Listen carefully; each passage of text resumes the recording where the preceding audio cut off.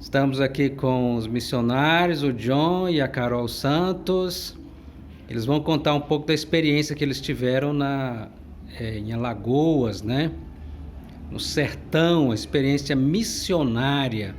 Tanto o lado bom como o lado ruim, podemos assim dizer. Mas que Deus usou para ser bênção lá naquele lugar. Amém. Bem, foram tantas coisas boas, difícil pensar nas ruins, né? Mas eu acho que quando a gente, como missionário lá na Ásia, a gente teve muita vivência de missões fora, e meus filhos cresceram fora. Então, quando essa oportunidade que o Senhor nos deu de ir para Alagoas e para o sertão, foi algo muito precioso para a gente e para os meus filhos, a questão de viver missões no Brasil, poder investir, abençoar nosso povo, né? Isso foi muito precioso. E também porque a forma de se fazer missões na Ásia é muito diferente, né? A forma como nós fazemos missões aqui, né, no Brasil. E foi algo que nós vivemos como jovenzinhos, né, como adolescentes, a oportunidade realmente de ir de casa em casa, pregar o evangelho. E não é assim que a gente faz, né, lá fora. Então, a gente poder reviver isso e também poder mostrar aos nossos filhos, né, a forma de fazer missões aqui no Brasil, isso foi muito precioso, que foi muito válido para eles, não só para eles aprenderem, mas amarem também, né, essa forma de fazer missões. Hoje eu estava contando para algumas amigas que meu filho mais velho, ele ia com o líder dos adolescentes, ele mesmo para um povoado, a gente ia para outro povoado, e ele mesmo assim, independente, já pegando a forma de evangelismo criativo. Então isso foi muito precioso, né, pra gente nesse tempo da Alagoas. Você quer complementar? Não, mas sim, a gente teve o privilégio de servir lá por um ano, né? A gente fala assim que a gente reconhece assim que foi algo assim, um presente de Deus, né? E eu acredito que a igreja brasileira tem um campo gigantesco, porque para os irmãos entenderem, né? Só ali na região onde a gente estava, nós estávamos ali na cidade de São José da Tapera, em Alagoas. A gente tinha a nossa casa ali alugada e nós íamos para 3 povoados apenas com a equipe de missionários que já estavam lá. Então nós fomos lá juntar forças com eles. Mas mesmo assim, fora esses 3 povoados, que é o que a gente conseguia alcançar com qualidade, com tempo, né? Fazendo plantação de igreja, desenvolvimento social, né? Nós estávamos ali, tinham mais de 60 povoados somente ao redor ali, que pertence ao município de São José do Tapera. Então a gente viu assim que a necessidade é muito grande de missionários. E ali nesses povoados, né, a gente não para os irmãos entenderem, né, as pessoas não era um caso de, poxa, mas tinha igreja na cidade? Tinha várias igrejas na cidade, várias denominações, né? Mas então era o caso só das pessoas montarem numa motinha e num carro e percorrer 10, 15, 20 quilômetros do seu povoado até a igreja para ir no culto, né? Mas essa é uma realidade que para nós talvez que temos um carro, temos uma moto, mas para eles que não têm, eles não têm carro, na maioria não tem carro, quase ninguém, tinha uma pessoa lá que a gente tinha conhecido que tinha um carro, mas moto então é um por família, então você tem lá 7 pessoas lá para usar a moto para fazer uma compra na cidade e voltar. Então a igreja, e não tem igrejas plantadas nesses povoados. Então imagina, nós estamos ali com povos que a gente chama de menos alcançados, né? O evangelho está perto, mas ele precisa ali, tem uma ponte ali, né? Precisa ter uma ponte, então tem um abismo ali, né? Então a gente viu assim que a necessidade tão grande da gente ter plantação de igrejas ali, de ter a representação da igreja de Cristo nesses povoados, né? E algo que a gente viu assim que é uma necessidade muito grande. Nós, como igreja do Brasil, precisamos despertar para isso, despertar para essa necessidade, né, que temos dentro da nossa nação, né? E John, sobre pontos algum... assim, talvez uma coisa que tem impactado é essa questão no choque cultural. O que você diria que a nossa realidade aqui, por exemplo, no Goiás ou Goiânia, para a realidade lá? Você estava falando da questão da água, você estava falando da questão, né? Sim. Da pobreza, muitas vezes.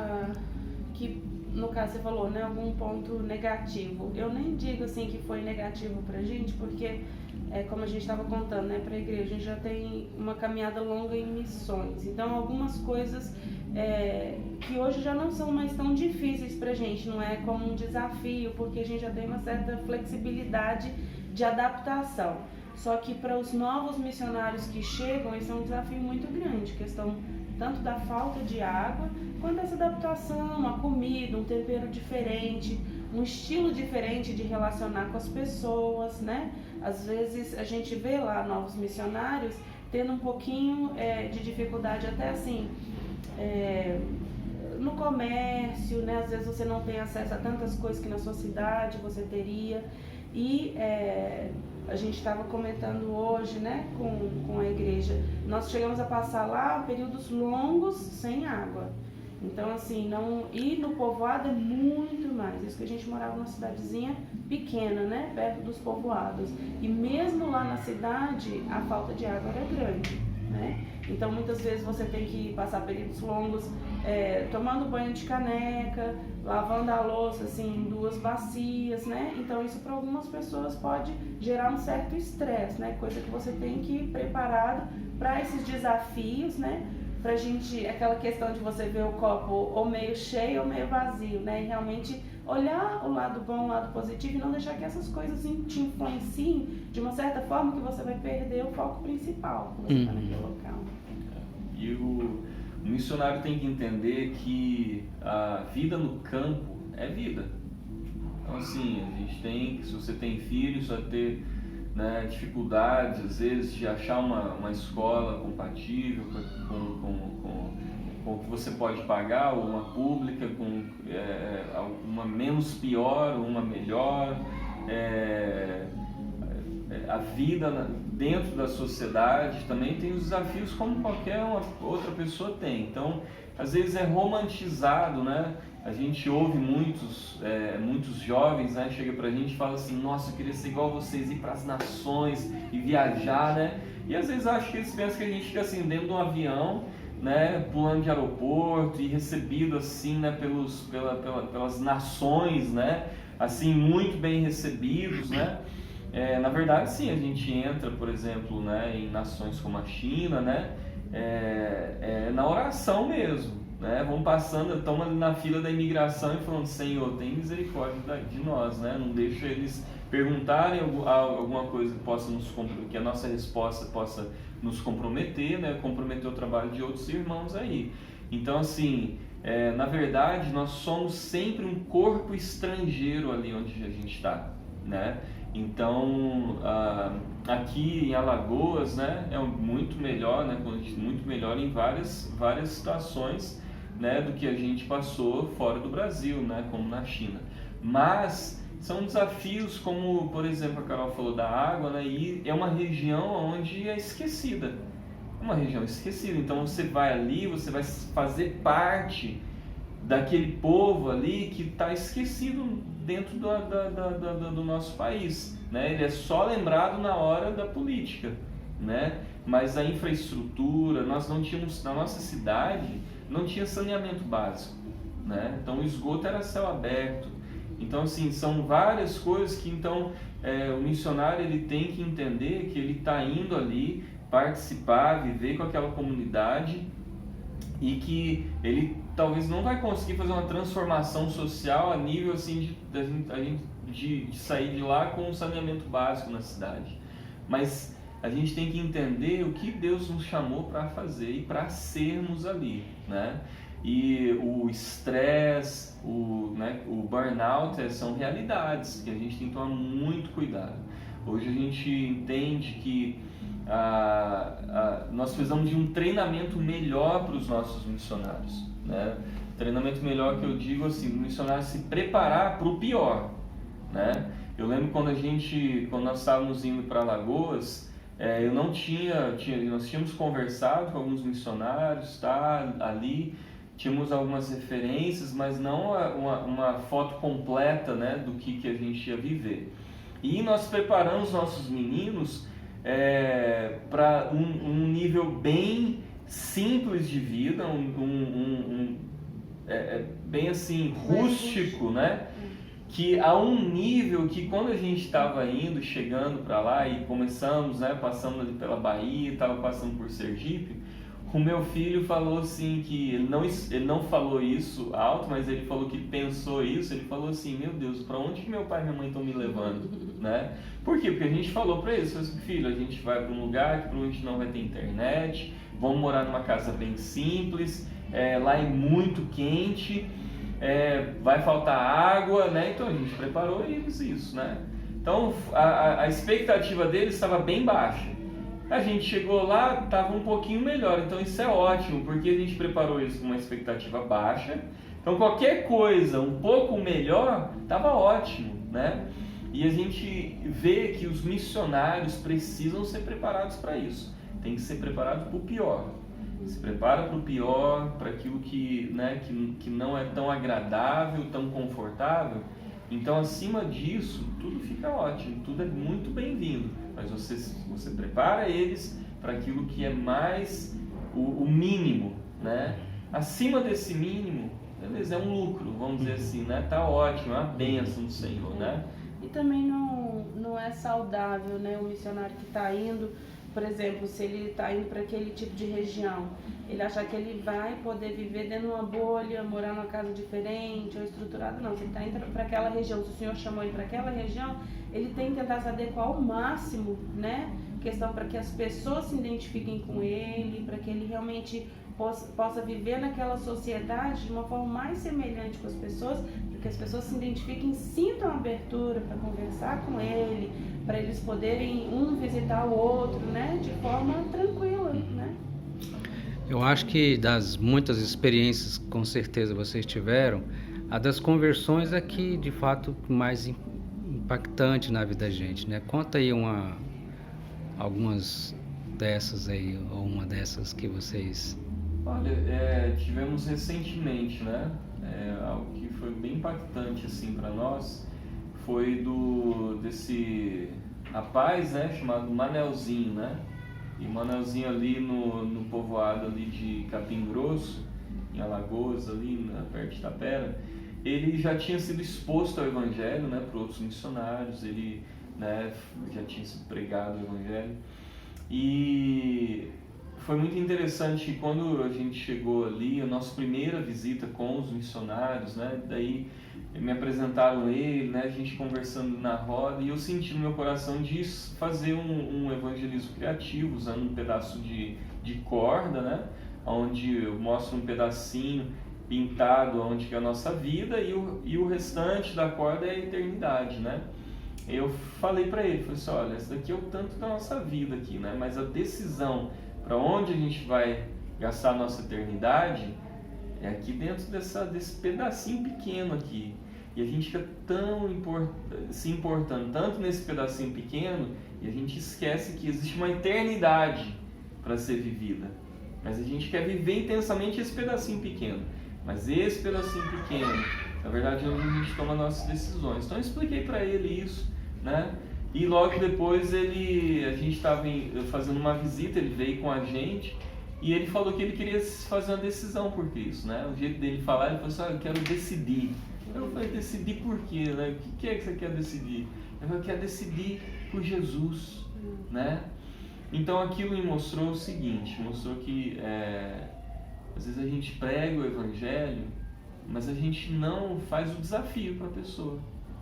Então a gente às vezes no trabalho, às vezes na escola, às vezes até pessoas que vêm para a igreja, a gente prega o Evangelho, fala, né, e tem a exposição das boas novas, mas falta a gente fazer o quê? Realmente desafiar aquela pessoa a tomar uma decisão por Cristo. Porque ela ter somente a informação não salva ela, né? E eu vejo que na sociedade que nós vivemos hoje e o estilo de conversa que a gente pensa assim, não, eu falei o evangelho, eu expus, agora é ele que tem que decidir. Não, mas nós precisamos perguntar para ela, e aí, em meio a tanta verdade, né, você balançou a cabeça, um sinal parece que você concorda mesmo, e aí, como você se encaixa nisso aqui? Como que você precisa tomar uma decisão sobre a sua vida? Então é importante, para mim foi muito importante, foi bem importante de nós não termos medo de realmente desafiar aquela pessoa, tomar uma decisão por aquilo que ela ouviu e ela balançou a cabeça, ela entendeu, é isso, tá? Porque ali ela precisa tomar uma decisão por Cristo ou decidir, olha, mesmo mediante todas essas verdades, eu quero continuar a minha vida do jeito que ela está, né?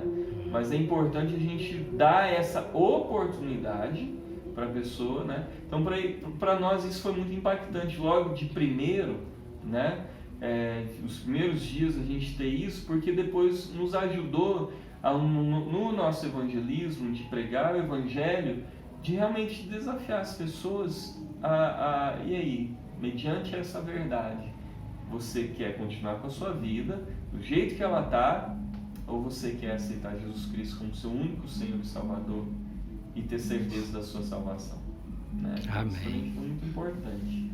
Acho que uma conversão na China que foi, se eu for contar a história toda, é bem longa, mas eu vou fazer um resumo do resumo, que também foi muito impactante. Foi um dos primeiros rapazes jovenzinhos que se converteu na China, através de uma conversa dele com o John. O John, no palavreado, citou alguma coisa de Deus, não, que Deus vai estar dando a direção e tal. E a gente, sem saber, ele ficou com isso na cabeça. E daí o John conta que ele indo para a escola de bicicleta, esse rapaz ligou para ele e falou assim: John, na nossa conversa você falou de Deus, você conhece Deus? Aí dizendo que o John na hora quase caiu da bicicleta, parou, falou assim: opa, deixa eu conversar com esse rapaz. Ele falou assim: porque eu nunca ouvi falar, mas eu sei que existe um Deus, eu queria saber mais desse Deus. A pessoa era um rapaz que ele devia ter uns 22 anos, amor. Ele falou assim: eu nunca encontrei uma pessoa que conhecesse Deus e que me falasse alguma coisa sobre ele. Nossa. Então, isso foi realmente muito forte pra gente, foi um processo, um caminhar, né, do John com ele realmente se converteu.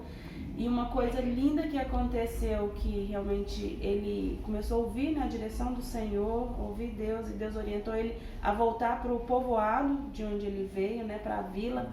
E a gente encontrou esse rapaz 2 anos depois. E ele falou assim: olha, naquele momento eu não entendia porque Deus estava me levando de volta, porque para eles era muito importante vir para a cidade grande. E um rapaz de 22 anos retornar, né, para a vila dele, aquilo lá trouxe confusão na cabeça dele. Mas ele falou assim: hoje eu entendo, porque eu voltei para minha vila e eu podia evangelizar a minha família e meus amigos ali. Amém. E você fala assim: meu Deus, como as coisas do Senhor, né, vão muito além daquilo que a gente imagina e planeja. Então realmente foi uma conversão impactante que a gente viu realmente frutificando. E aquele lá, ele foi um missionário. Eu não conseguiria ir ali na vila dele, mas ele foi um missionário ali, e a família dele pôde ouvir do Senhor. Amém. Glória a Jesus. Glória a Deus.